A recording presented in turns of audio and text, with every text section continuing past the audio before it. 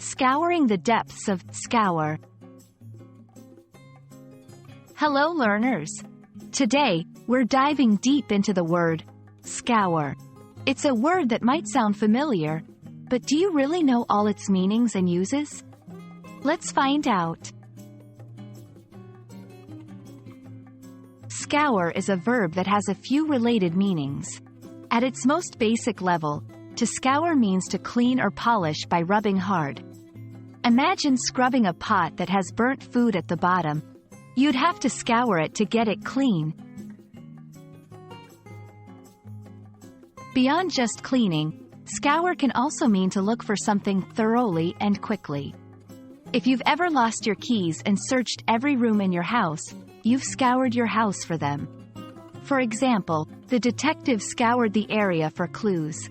She scoured the mall looking for the perfect dress. In the context of water or wind, scour refers to the action of these elements eroding or removing the top layer of something. This is often used when talking about landscapes or natural formations. For instance, the fast-flowing river scoured away the riverbank.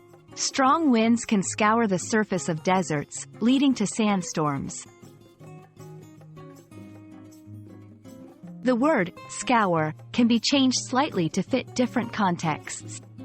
Scouring. Noun. The act of cleaning or the act of searching thoroughly. The scouring of the pot took hours.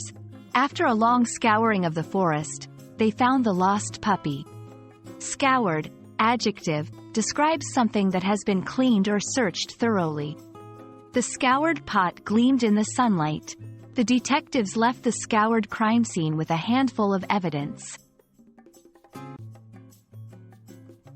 And there we have it.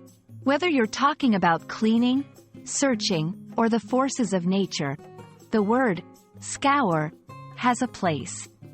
We hope this deep dive into scour has illuminated its nuances for you. Keep scouring the English language for more gems, and we'll see you in the next video.